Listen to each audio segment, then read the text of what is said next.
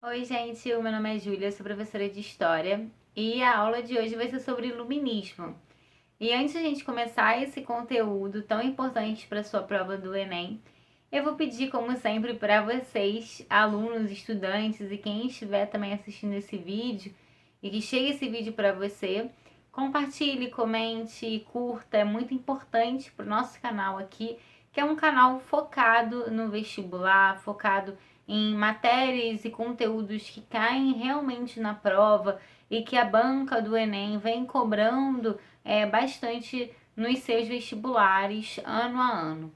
A questão do iluminismo ela é muito cobrada porque o iluminismo foi um movimento filosófico, político, de transformação e que pode ser visto em diferentes contextos ali históricos e também em movimentos que foram surgindo, como por exemplo na Revolução Francesa.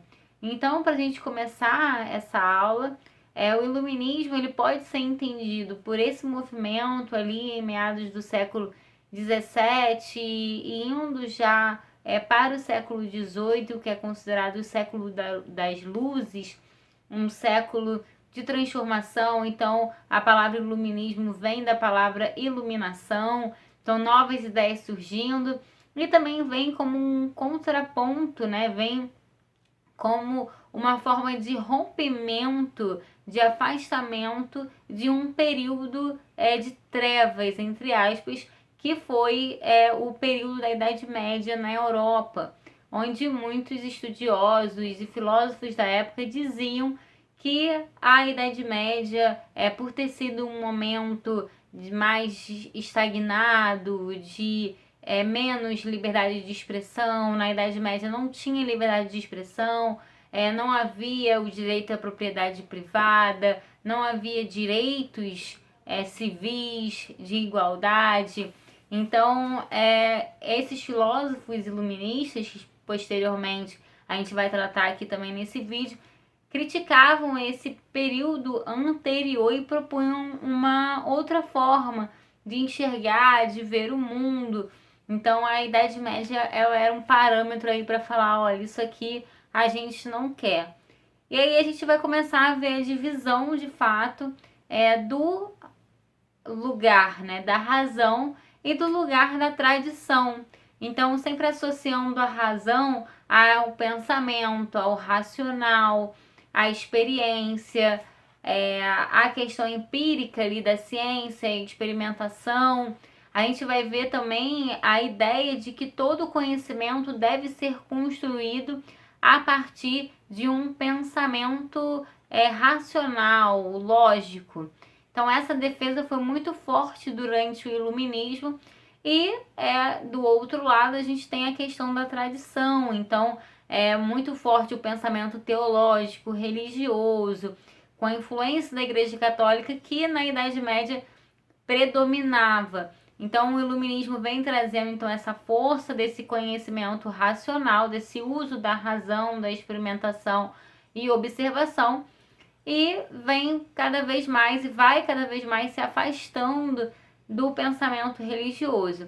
Uma das obras muito conhecidas e famosas que até hoje, né, a gente ouve falar e que tem vários volumes é a Enciclopédia, né, que reúne aí todo o conhecimento, entre aspas, do mundo, e que naquela época coloca a instituição da Igreja Católica, né, a igreja, a religião, como apenas um dos aspectos da nossa vida, da filosofia, e não como um aspecto principal que rodeia as nossas escolhas, os nossos pensamentos, a nossa vida.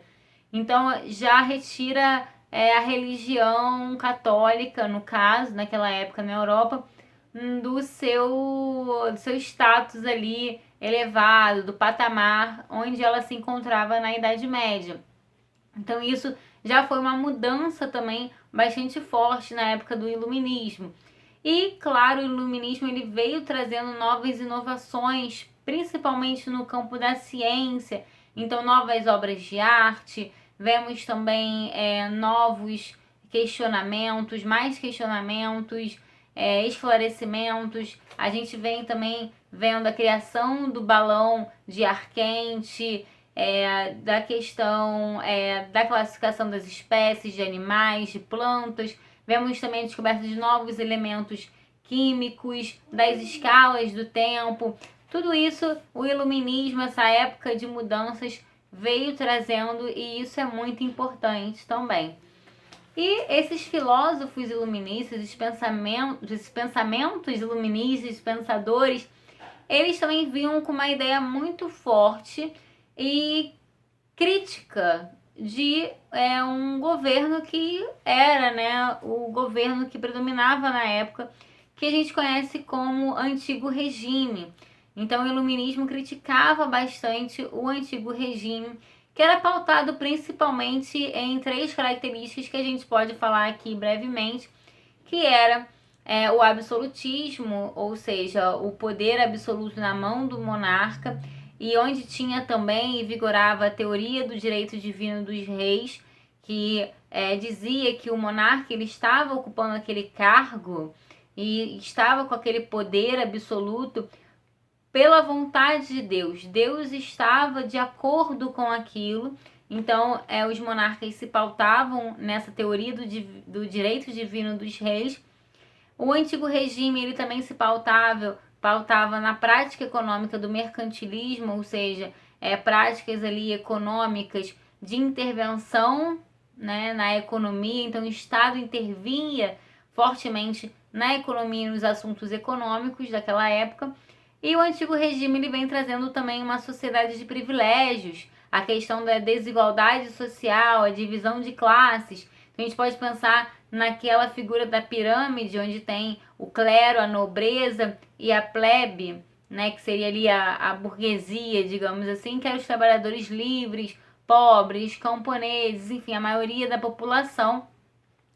Então, o Antigo Regime ele vinha trazendo essa questão de que a lei não era igual para todos. Na verdade, era uma sociedade em que uns detinham mais poder, mais direitos, mais riqueza e outros não tinham, além de ser uma sociedade que não tinha mobilidade social. Era pautada no seu nascimento. O seu nascimento definia qual posição social você iria exercer e estar ao longo de toda a sua vida. Então, todas essas características do Antigo Regime, esses iluministas, esses filósofos iluministas criticavam fortemente. E já que a gente está falando tanto do iluminismo, a gente vai falar agora das principais características desse movimento tão importante. Uma primeira característica que a gente pode falar é do liberalismo político. Ou seja, para os iluministas, essa questão do absolutismo ela deveria ser encerrada, não deveria ter absolutismo, porque o poder ele tinha que ser limitado, o poder do rei, do monarca, ele tinha que ser limitado. E como se faria isso? Com novas instituições sendo formadas, monarquias constitucionais, ou então até mesmo o formato de repúblicas, onde esse poder era limitado e dividido também. Isso dá o nome de liberalismo político. O iluminismo também defendia o liberalismo econômico, ou seja, a não intervenção do Estado na economia. E isso era muito importante naquela época, porque eles consideravam que o Estado, quando ele intervia na economia, ele estava automaticamente atrasando o desenvolvimento econômico da nação, dos estados, né, que ali viviam sobre esse regime, essa época. E também o iluminismo defendia direitos civis, né, o direito de você ser cidadão, ser considerado cidadão e ter seus direitos reconhecidos. Então, uma igualdade jurídica era uma das características principais e de defesa do iluminismo, em que para eles, iluministas, a lei deveria ser igual para todos. Então, quebrava realmente essa lógica de uma sociedade de privilégios. E alguns pensadores, a gente está falando aqui no geral, eles tinham nomes, eles tiveram ali suas defesas, sempre criticando essa forma anterior de regime político que existia na Europa do século XVIII. E um primeiro ali filósofo e estudioso e que defendia essas ideias novas era o John Locke, que foi considerado um pai do iluminismo. E ele defendia fortemente a questão do liberalismo político, né? Ele era contrário ao absolutismo e ele acreditava que caso o governante ele ultrapassasse algum limite ou ele não correspondesse o que o povo estava ali esperando dele, ele poderia sim ser retirado do seu cargo e ser substituído, né? O John Locke, ele também defendia a questão da igualdade jurídica de direitos, que todos são iguais, desde o seu nascimento, todos têm direito à propriedade, à liberdade de expressão, também era uma defesa também do iluminismo e do John Locke. Então ele vinha trazendo tudo isso. Outro também estudioso, filósofo iluminista, foi o Montesquieu. O Montesquieu ele defendia e dividia o governo ali em 3 poderes, a tripartição dos poderes, onde justamente a gente vê essa questão do poder do monarca ser limitado pelas outras instâncias e ser um governo ali repartido mesmo e mais igualitário. Então a gente vai ter a criação do poder que até hoje a gente tem, né, legislativo, judiciário, executivo. Então ele vem trazendo essa tripartição do poder. Ele era totalmente contra também o absolutismo e era a favor do liberalismo político. Outro também teórico que escreveu e que tem obras é o Adam Smith. O Adam Smith, ele é o pai, ele foi considerado o pai do liberalismo econômico, porque ele justamente defendia essa questão de que o Estado não deveria intervir na economia e falava que o Estado ele tinha que se autorregular e que a economia ela deveria ser pautada na lei da oferta e da procura. Então, quanto mais a gente tiver procura, a gente tiver demanda, mais a gente vai produzir de acordo com aquela demanda, né? E essa é a lógica dele da economia. E o Adam Smith ele entra ali como um defensor do liberalismo econômico nessa época. Outro também estudioso e filósofo iluminista é o Rousseau. O Rousseau ele foi considerado o filósofo, o estudioso, o iluminista mais radical, porque ele vinha trazendo a ideia justamente de democracia. Desde aquela época, ele vinha defendendo a questão da importância que o poder estar nas mãos do povo. Então, até mesmo o Rousseau, ele não defendia essa questão da propriedade privada também não, gente. Ele acreditava que, na verdade, a propriedade privada ela tinha sua origem na desigualdade entre os homens. Então, o Rousseau era mais, assim, radical no sentido que ele defendia mais essa questão da igualdade, da divisão, da democracia mesmo na mão das pessoas e do povo. E se a gente voltar na questão da sociedade estamental, a gente tem a pirâmide, onde na base da pirâmide tinha ali a classe da burguesia.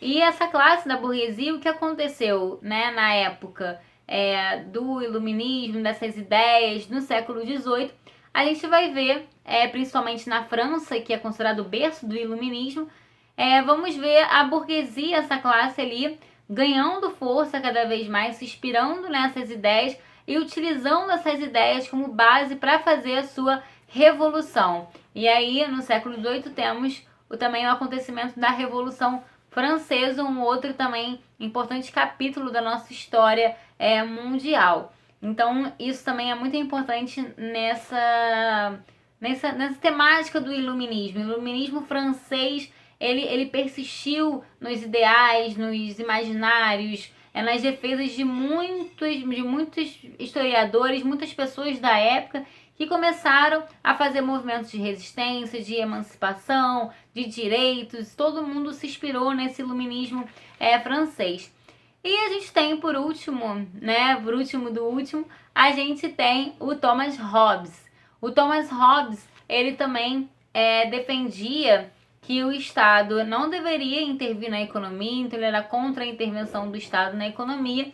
E ele defendia também um contrato chamado contrato social, onde ele falava que, segundo ele, o homem, o ser humano, nós, tinha ali uma maldade por natureza. E por a gente ter esse instinto, digamos assim, natural de maldade, de fazer o mal, a gente precisa ser controlado, regulado, né? A gente precisa ter um conjunto de leis que limitem a gente para que a gente não se corrompa. Então ele era a favor desse contrato social que exatamente iria fazer e criar leis, regras para as pessoas, para nós como indivíduos, não nos corrompermos. Então esse momento foi um momento de fato em que todos esses teóricos e filósofos, eles rompem com tudo que a Europa estava vendo antes, vivia antes, imaginava antes, e dava, né, mais realmente luz de ideias, de inovações, de pensamentos novos e pessoas se movimentando de acordo com esses pensamentos para realmente formar uma nova sociedade. Então, essa aula foi sobre o iluminismo propriamente, com esses teóricos, né, esses filósofos que podem cair na sua prova do Enem. Esses nomes são muito conhecidos, muito chamativos também. Cada um defendia uma parte ali dos ideais, das características do iluminismo, e é muito importante vocês saberem também sobre eles. Bem, eu espero que vocês tenham gostado desse vídeo. Curtam, compartilhem, comentem, é sempre muito bom para o nosso canal. É sempre muito bom saber a opinião de vocês colocarem aí nos comentários, tirarem dúvidas também. E claro, eu aconselho sempre a vocês fazerem em casa mesmo exercícios sobre iluminismo. Tem exercícios em apostilas na internet, tem vários conteúdos falando sobre esse movimento tão importante, transformador na Europa do século 17 e 18 mais efetivamente. Então, é isso e até o próximo vídeo e a próxima aula.